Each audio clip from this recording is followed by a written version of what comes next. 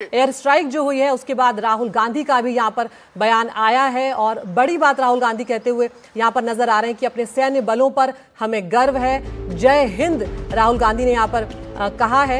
Air strike के बाद अपने सैनिक बलों पर गर्व है, जय हिंद, ये राहुल गांधी की तरफ से कहा गया है। यहाँ पर ये बात भी हमें भूलनी नहीं चाहिए कि जब से पहलगाम का हमला हुआ उसके बाद लगातार विपक्ष जो है वो सरकार के साथ एकजुटता दिखाता हुआ नजर आया। राहुल गांधी की तरफ से बयान आया, तमाम पार्टियों की तरफ से ये बयान आया कि हम सरकार के साथ हैं, सरकार और सैन्य बल जैसे चाहें जिस तरह से चाहें कार्रवाई करें। और ये राहुल गांधी का सोशल मीडिया पर पोस्ट इस वक्त हम जिसका बयान आपको दिखा रहे हैं उनका, जिन्होंने लिखा है अपने सैन्य बलों पर गर्व है, जय हिंद। जी राजीव, अपनी बात पूरी करें।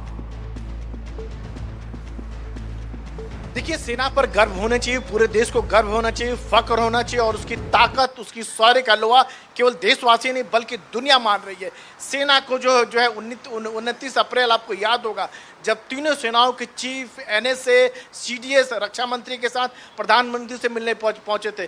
करीब 1.5 घंटे तक मुलाकात चली। हाल के कई सालों में कहें तो ये पहली बार मैंने देखा कि 1.5 घंटे तक मुलाकात चलती है। उसके बाद सरकार के हवाले से जो बात निकल के आती है, उस मीटिंग में प्रधानमंत्री ने कहा कि हमें अपने सेना पर पूरा भरोसा है, उसके प्रोफेशनल अप्रोच पर गर्व है।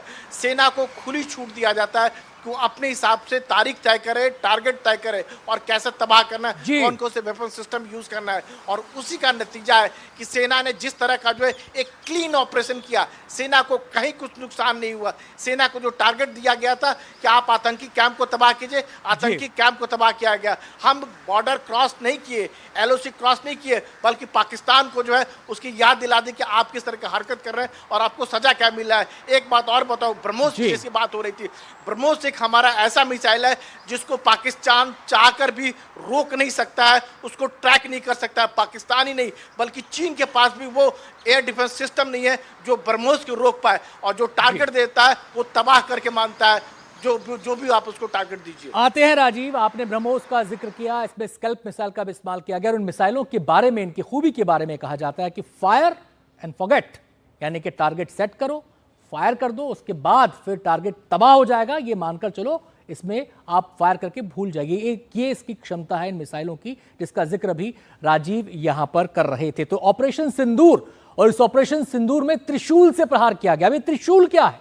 ये त्रिशूल है हमारी सेना, हमारी नौसेना और हमारी वायुसेना। त्रिशूल से प्रहार, ऑपरेशन सिंदूर पूरा। तो तीनों सेनाओं ने मिलकर इस ऑपरेशन को अंजाम दिया।